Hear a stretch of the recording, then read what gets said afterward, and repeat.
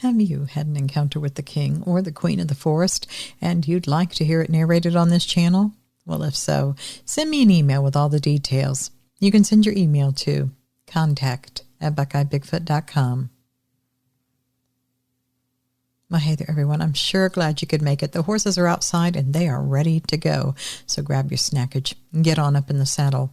We have 3 emails for us tonight. The last one is part 2 from Victor, who you might remember from last week. Victor met a Bigfoot who told him his name, and they shared some fish. He promised to send part 2.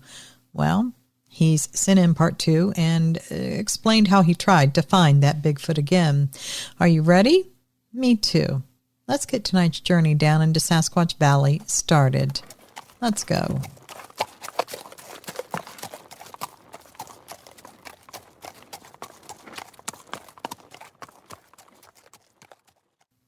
Back when I was in college, I ran a pretty good gig, walking dogs and pet sitting and the like. I would also run these special events, as I called them. They were for my regular clientele only. So what I would do is I would get them signed up from their owners and take a group of dogs to different sites, sort of like field trips when you were in school, but I would often do them on the weekends. Now, sometimes I would take them down to the waters, and other times we'd go up to Tiger Mountain or other parks in the area. I should include, I was living in Seattle at this time.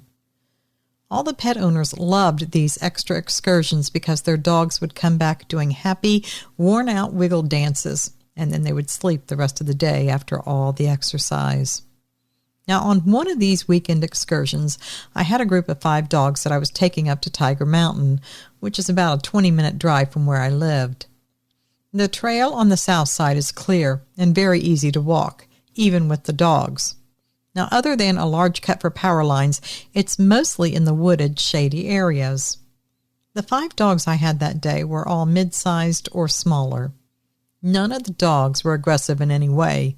In fact, I don't ever take clients with dogs that exhibit any aggression of any kind. We started out on the trail, and for a while I jogged along with them. I like to get my exercise right along with the dogs. We take off, and we cross the power line cut, and we're still jogging as we enter the other side full of wooded trees. We get to the other side of the cut, and it was maybe 30 or 40 yards into the wood canopy. I noticed the dogs stopped. Some were pulling backwards completely. This surprised me. I couldn't get them to keep moving for anything. I noticed they were watching down the trail, and they were looking with a lot of intensity. Now, this was not my first rodeo with any of these dogs. I knew them well. I should also say that the only dogs that I will ever take on these field trip excursions are dogs I know well and have sat for or walked before. I have to know their temperament before I take them anywhere. And I knew that all of these dogs were solid, good, easygoing dogs. So for all of them to stop, all at once, and just stared, well, I figured it was something, likely more than nothing. So I stopped right along with them. Of the 5 dogs, 2 of them, I knew, had a decent prey drive, and they would chase rabbits and squirrels and other prey if they saw them. So I was preparing for something to appear that maybe they would want to go after. But I checked the leads again, and I planted myself in a firm stance that would give me leverage if they tried to take off. In about half a second, I rethought it. They were huddling together around my feet and legs. They were not pulling like they were about to go after prey. This was unusual behavior for any of them. One of the larger mid-sized dogs, his name was Smokey. Well, he was one that had a very high prey drive. He was pushing his head into my leg. Then he was squirming around like he was trying to hide behind me.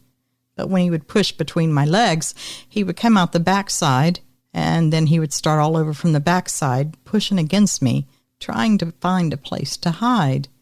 It was the strangest behavior. Then I heard a few whines and whimpers from the group. Now, this was all happening in just maybe a half a second to a second, maybe 2 seconds. Then it hit me that something was very wrong with this behavior. I had never seen this before. I wasn't aware of bears being in that area, But of course, there is a first time for everything. Now, much later, I would learn that there had indeed been bears sighted just on the north side of the park up in Issaquah Highlands just the previous year. Now I have to wonder, did those people really see a bear or not? Well, it doesn't matter. At the time that this was occurring, I had no idea there were any bear reports. I had a feeling that we should maybe go ahead and leave the area. Something was prickling in my brain. I always pay attention to the dogs within my care. Experience has taught me they're often much smarter than any of us humans. And when they all act together in a certain way, well, you definitely need to pay attention to them. And I was. Before I could get all of us untangled and turned around, one of the dogs started with a low growl, and then the barking started. I looked down to see who it was barking because I was so surprised. It was Amber, the other mid-sized dog. Then all the dogs went bonkers, growling, barking, pulling, and trying to run away. Some were getting defensive and growling or barking, and the others were just huddling or trying to be small and hide. Then they would all change their behavior. Everyone's leads were now in a huge tangle, and usually I didn't have a problem with that. I could hop around and keep that from happening.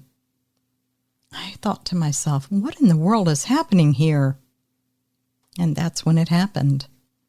I was looking down at the dogs, but I saw something out of the corner of my eye.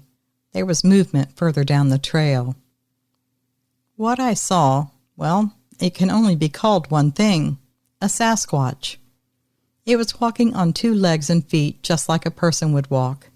But its height and its width, those were not like any person. Maybe Andre the Giant. Now you know something is really big when it's far away from you, and yet it still looks really big. Its height had to be more than 7.5 feet. And it was very wide with a rounded ribcage chest that sort of nipped in at the waist, but I wouldn't call it slim. It looked like someone set an old wooden barrel on top of some tree trunk legs. It had dark brown hair everywhere that I could see. I could tell by its head and upper body that it was turned to look at all of us on the trail. But other than that, I can't tell you anything about its face. I'm sure it had eyes and a nose and all of that, but I just saw dark hair everywhere. I was truly good and speechless. I did have pepper spray on me. I carry that in case I have trouble with other humans. Although most times men in particular don't approach me when I have several dogs on leads, but I still always carry pepper spray in case. I didn't think it would do much against what I had seen on the trail. The Sasquatch came out from the right side, crossed the path, not stopping. It definitely was turned to look at me, and its gait was steady and smooth. I'll say it was about 50 feet away from me. I don't really know the distance exactly, but after it was gone, I remember staring at the spot where it disappeared, and I remember thinking that if the dogs hadn't stopped us on the trail for those few seconds before, I would have likely ran right into it if we'd kept walking. So maybe it was closer than 50 feet. I am sorry. I'm not good at judging distances. The clearest things I remember are the height and the width and all the hair. It had arms, of course, and they were swinging back and forth as it walked. But more than that, I can't say much on its appearance, but I am sure of what I saw. It was gone in just a couple seconds. I knew what it was, but I didn't want to say it, not even to myself at first. But the dogs certainly knew. They were ready to get the heck out of there. So again, I let their wisdom prevail, and we got out of there. I had always thought that maybe I'd go find a Bigfoot someday. I just wanted to see what one looked like, but it wasn't something I was actively trying to do. I thought I would have to go further into the mountains, or much further deeper into a forest. I guess I had a good sighting. It was quick, and there was nothing threatening, but it was a lot closer to civilization than I ever would have dreamed possible. I do hope this wasn't too boring for you to use. Thanks a lot. Signed, Katie R. So this was years ago when this happened. I guess around 30 or so years. And geez, that made me feel old as dirt. Anyway, here's the story as I remember, which is pretty good because it was seriously weird, and I've never encountered anything as weird since. Like I said, this was about 30 or so years ago, so I was in my early 20s. Me and a girlfriend were waiting for some friends out at the dunes in Lancaster, California. Just for reference, a lot of movies are filmed out there, like the movie Nothing to Lose, where Tim Robbins and Martin Lawrence get into a fight at the restaurant. This, however, was no movie. It was around midnight when we decided to leave. We were approaching the intersection where we had to turn when I saw a shadow move across the other side of the intersection. Then, whatever it was, turned its head and stared at us. I know this because its eyes reflected my headlights. It continued to stare at us as it crossed the road. Whatever it was huge and tall, at least 9 feet tall. I know this because we went back the next day to look, and the sign it walked out from behind was at least 8 feet tall, and the eyes were over the top of the sign. Anyway, I get home from dropping off my girlfriend, and I called the sheriffs to see if there was a report of a disturbance, since I remembered hearing dogs barking all night. The deputy asks, "What kind of disturbance?" And I got a little evasive. I didn't want to sound like a kook. He got a bit annoyed because of my evasiveness, and finally asked what exactly was I asking. I gave him the whole story about what happened, and without missing a beat, he says, "Well, you know, it could have been Bigfoot." I told him not to patronize me, and he follows up with, "No, really, we've had reports of him here, and with the drought going on, everything is coming down out of the mountains. We pulled a 400-pound mountain lion off the 14 freeway this morning." I thanked him for his time, and we hang up. Well, that's my Bigfoot story. Never seen anything like it since.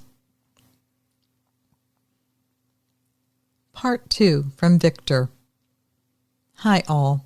First, I would like to address a part of my previous story that many are hung up on, and that is the fact that I told Haa-Too-Ahh that my dad was dead.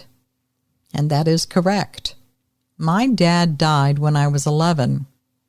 I wanted to have some dialogue and a sense of connection with Haa-Too-Ahh by also letting him know that my dad was deceased.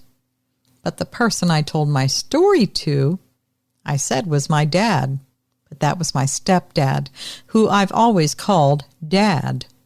He too is also now deceased. I also never told you when I caught the second fish for my buddy, but I did catch the second one. Friends, please believe or do not believe. That is your right. But I will say it again. This is all true with no made-up parts. Take this opportunity to learn and to understand this being. It's not going to hurt you to have an open mind. I last left off telling Haa-Too-Ahh about my bullhorn. So we both went our ways, and I could not stop thinking about that encounter. I felt like I was walking on clouds. I picked up my buddy, and I told him that I threw away our sleeping bags and tents because some animal tore them up and urinated on them, marking its territory. When I was dropped off, I called my ex-wife-to-be, and I told her that let's sit down and talk and be realistic about dividing our or my assets. I also told her at the end of the day, we are only making the lawyers richer and less money for our boys to inherit in the future. We ended up settling all of our differences within that week without any lawyers. We even decided that we will handle the custody and financial support of our boys. We also became better friends. I tell you this because I truly believe this encounter was a real blessing from God, and that I should show appreciation by being a better person. I even gave one of my subordinates a second chance when I was going to terminate him that week. This had a major impact on my life, even until today. I want to start my story about his features. He had brown hair on his back and dark brown hair on his front area. He did not have hands and feet like an ape. Rather, they looked very similar to human hands and feet, except his palms had no hair on them. They were leather-like, shiny, dark brown with dark smoked nails that were long, like a half-inch long from his finger. His feet were the same, but the bottom of them, they were very rough-looking. He did not have fangs as teeth. He had normal teeth like ours, but much larger. He was missing a front tooth. His ears were the same as humans. His head was sloped back with little to no neck. His face did not have hair on it besides his beard, and his eyes had no white. They were darker gray with an almost orange-brown pupil. His mouth was rather small for his size, and his lips were thin. He did not walk straight up, erect. He slouched a bit forward. He walked like us, and I can tell that when he walked, he was flat-footed. When he wanted to turn his head, he almost needed to turn his upper chest area with his head due to a small neck. He passed gas a lot while sitting with me, too. I decided to visit him about 3 weeks later. I drove up to the area, and when I got to the campsite I met him in, and I blew my horn as I had shown him, I waited. But he never showed up. I went to sleep that night hoping for him to show up, but he never did. The next day I walked around. I even blew my horn, and still nothing. I was so disappointed and upset. A million thoughts went through my mind. Did he get hurt? Did he die? Did his family get angry at him for interacting with a human, and he cannot ever see me again? I didn't know what to think. So I packed up and started to leave. But before I left, I hung my hat on a branch 11 feet up. I made sure I cleaned all my sweat with my hat so that it had my scent on it. I also urinated in the area that I walked in, thinking he would smell my scent. The first time I met him, he was curious when I went to relieve myself. He watched me urinate, and then when I was finished, he rubbed his hand on it to smell it. I assumed that he had my scent, and he would know my scent if I did it in several areas, so he would know that I was here. I also smoothed out the dirt in the area that we met so that when I came back, I could see his tracks. I came back after a week and stayed for one night, and still nothing. My hat was still there, and the only tracks were of small animals. I started to think to myself, did I really meet him? Was it just a dream? Am I going crazy and I made this all up in my head and I've convinced myself to believe it? I was very depressed. I really did not know why I was so upset. I only met him for 5 to 6 hours. I took 5 days vacation from work because I just couldn't concentrate on my work. I drove there every day. It was too cold to camp out, but I did stay there from about 10 a.m. to about 4 p.m. every day for 5 days. I had the campfire keeping me warm, and the tent was set up. The hat was still there. This was around the beginning of November. I thought to myself, maybe they went to a warmer area, or maybe they do not venture out in the cold. I was very upset and depressed to the point that I didn't want to interact with anyone unless I really had to, like my ex and my boys. I decided I would wait for the spring to go back, and I knew that I had to get my life together and get back to normal life, the one I had prior to meeting him. Around February, I made it so I can get a special assignment in the Middle East. I speak fluent Arabic, Hebrew, and Spanish. I would be there for at least 2 to 3 months. Once I got there, I returned to my normal self, and I wasn't depressed anymore. I did think about him a lot. but I wasn't as upset anymore. I came back the second week of May and decided that I should not try to see him anymore. Something told me to leave him alone, and that if it's meant for me to see him again, it will happen on its own, as I did go camping at least 5 times per year. I will just camp in the same area, and if it's meant to be, it will happen.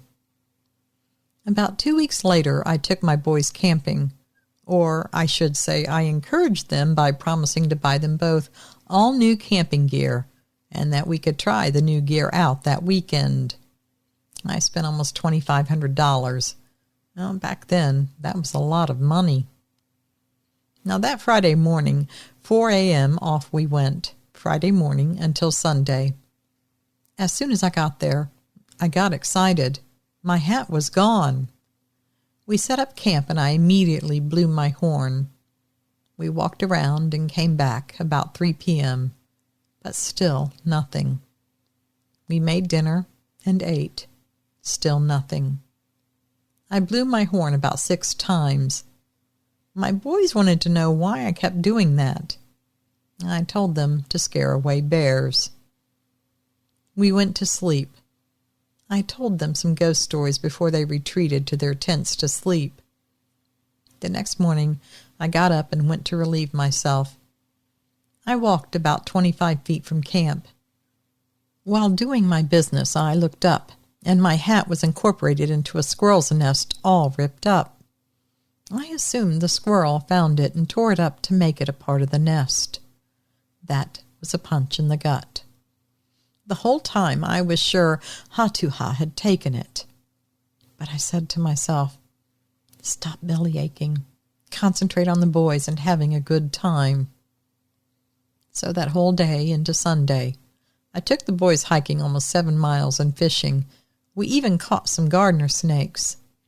I must admit, I also blew my horn about 6 more times throughout the day. On Sunday, we packed up and started to head back to the truck. Of course, I didn't forget to leave a sock tied to the branch and to pee in several spots. And just before we walked out of the camp, I turned around and went to blow my horn, and it was out of air. It was dead. We left, and that was it for that weekend, and I decided to forget about Haa-Too-Ahh. I met a new lady, and we hit it off great. This was around July. She wanted to stay with me more often, so I told her that she can. She had a boy and a girl younger than my boys, as she was younger than me by 8 years. I put my house up for sale and purchased a new home in Englewood Cliffs, New Jersey, a 6-bedroom house to accommodate all the kids and an office for me. We had a large property and woods in the backyard. I often walked in the woods, hoping to see a Bigfoot, but never did. It was September, and I knew that I met Haa-Too-Ahh on the Saturday, early morning on the 11th. So I wanted to go camping on that date again, which was on a Sunday 1 year later. I told my girlfriend I wanted to go camping for one night. She offered to go with me, and I told her no, I need to be alone, and one day I will explain why. And to not worry, it's nothing bad.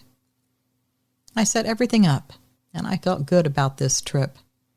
I drove 32 miles to find a place that had the air horn. I was going to take with me some gifts, but figured he probably will not be there. Maybe next time, if I see him on Sunday. On Saturday morning, I got up at 3 a.m. and headed out to the campsite. I arrived there about 7:45 a.m. I hiked to the area, and the first thing I did was, yeah, you guessed it, I blew my horn 3 times, and then 1 more time shortly after. Well, to my disappointment, he never showed up. I did the horn 5 more times. Oh, don't worry about the horn getting emptied. I purchased 3 of them, and I brought all of them with me. I stayed up until about 12 midnight. I thought to myself, there's still hope. I still have another 5 hours before the sun comes up. So I set my alarm for 30 minutes, and then every 30 minutes after, I would blow my horn. I put my head down and prayed to God to give me one more chance, that I was a good person. I even bought my ex a condo and a new car during the divorce, which I did not have to do. I finished praying and I went to sleep. Well, okay, friends, I'm getting tired. I can only type with one finger, and I have to keep looking down at my keyboard. Part 3 will be coming soon, I promise. Be well, and God bless. Signed, Victor. Thank you, Victor, for sending in part 2. And we're going to be looking forward to part 3. So send that in whenever you've got it.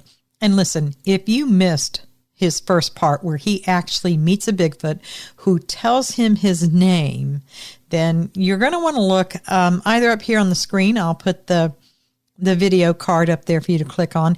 And also in the video description below, I will leave a link to the video from last week. It was everyone really liked that one. So if you missed it, be sure to go back and see it.